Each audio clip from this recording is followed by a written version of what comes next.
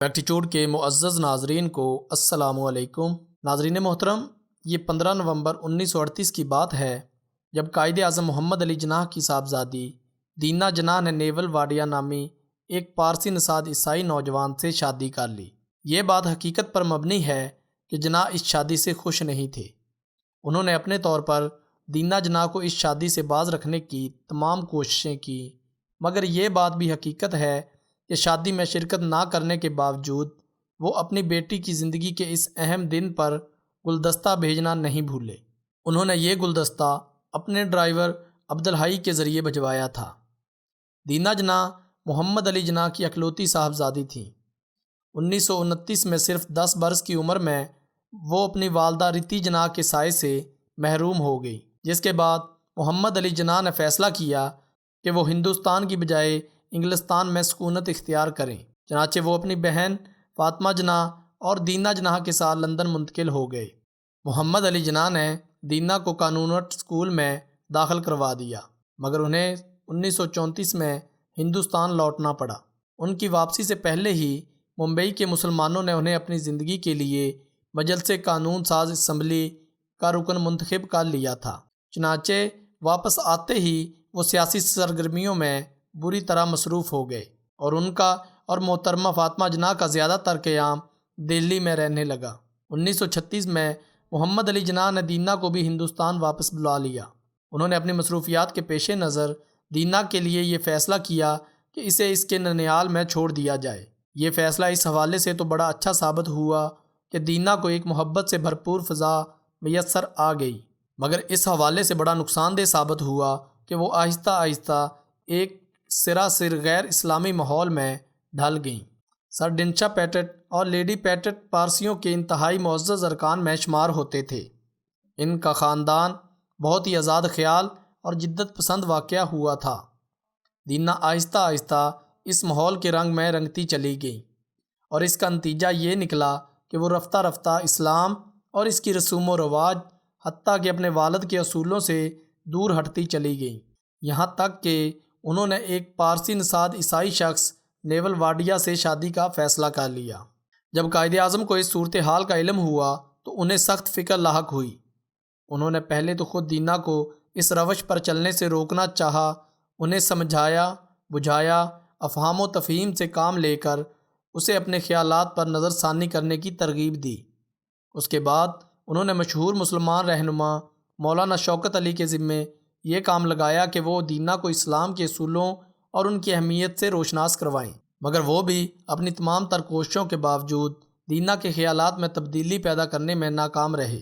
قائد اعظم کے ایک دوست جسٹس ایم سی چھاگلا نے اپنی سوانح حیات روزے ان دسمبر میں لکھا، جناح نے حسب معمول اپنے نادر شاہی انداز میں دینا سے کہا، ہندوستان میں لاکھوں مسلمان لڑکے موجود ہیں اور وہ جسے پسند کرے اسی کے ساتھ اس کی شادی کر دی جائے گی۔ اس پر دینا نے جو حاضر جوابی میں اپنے باپ سے بڑھ کر تھی برجستہ کہا، ابا جان، ہندوستان میں لاکھوں مسلمان لڑکیاں موجود تھیں، آپ نے ان میں سے کسی ایک کے ساتھ شادی کیوں نہیں کی تھی؟ پاپا نے جذبات سے مغلوب ہوئے بغیر نہایت پرسکون لہجے میں فیصلہ سنایا۔ دینا نے اپنی شادی کے ایک طویل عرصے بعد اپنے ایک انٹرویو میں بتایا تھا کہ پاپا نے میری بات سکون سے سننے کے بعد انتہائی متانت سے جواب دیا، میری پیاری بیٹی، تمہاری ممی نے بھی مجھ کو منتخب کرنے کے بعد اپنے ڈیڈی سے شادی کی اجازت طلب کی تھی، جو انہوں نے بطبیب خاطر دے دی تھی۔ میں بھی تمہیں اس کی خوشی کے ساتھ اجازت دوں گا، لیکن شرط ایک ہے، اور وہ یہ ہے کہ تمہارا ہونے والا شوہر اسلام قبول کر لے تاکہ تمہارا نکاح اسلام کی شرط کے مطابق ہو سکے۔ پھر پاپا نے نہایت شفقت سے مجھے ازدواجی زندگی کی ذمہ داریوں سے آگاہ کرتے ہوئے کہا کہ مذہبی عقائد میں ہم آہنگی سے ازدواجی زندگی کو کامیاب بنانے میں بہت مدد ملتی ہے۔ پاپا نے یہ سب باتیں کسی قسم کے جذبات سے مغلوب ہوئے بغیر نہایت پرسکون لہجے میں کہیں۔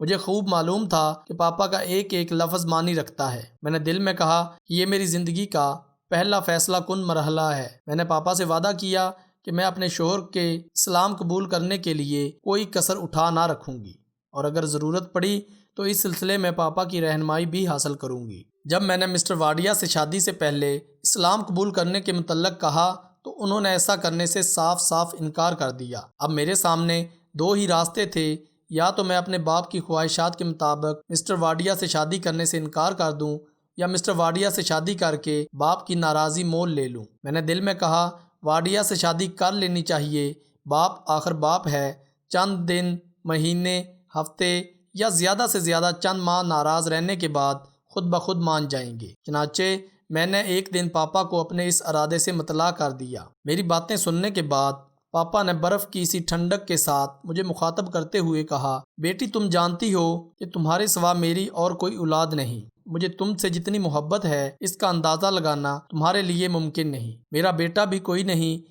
اس لیے لے دے کے زندگی میں تم ہی میری آرزوؤں اور تمناؤں کا مرکز ہو۔ لیکن اب تم بالغ ہو، میں تمہارے فیصلے میں دیوار بننا پسند نہیں کرتا۔ اب تم میرا فیصلہ بھی سن لو۔ اگر تم نے جان بوجھ کر برزاؤ رغبت ایک غیر مسلم سے شادی کرنے کا فیصلہ کر لیا ہے، تم شرع محمدی کے مطابق مسلمان نہیں رہ سکتے، تم مرتد قرار پاؤ گی۔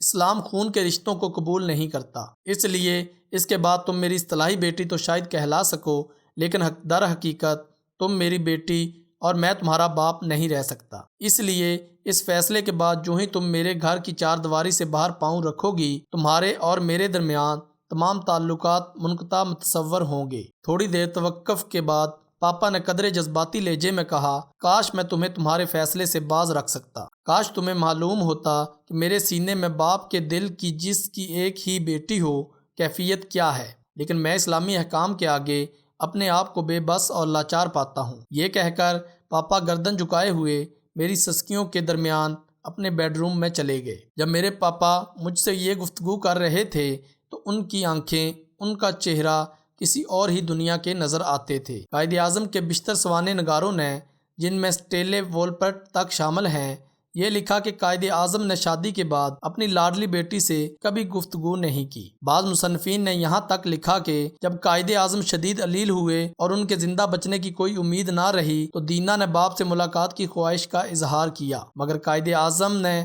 اس ملاقات کی بھی اجازت نہ دی۔ اس طرح وہ اپنے فیصلے پر قائم رہے اور زندگی کی آخری سانس تک وہ دینا کی اور دینا ان کی شکل نہ دیکھ سکی۔ ناظرین محترم، آج تک کے لیے بس اتنا ہی۔ آپ کو ہماری ویڈیو کیسی لگی ہمیں کمنٹ باکس میں ضرور بتائیے گا۔ اگلی ویڈیو تک کے لیے اجازت دیجیے۔ اللہ حافظ۔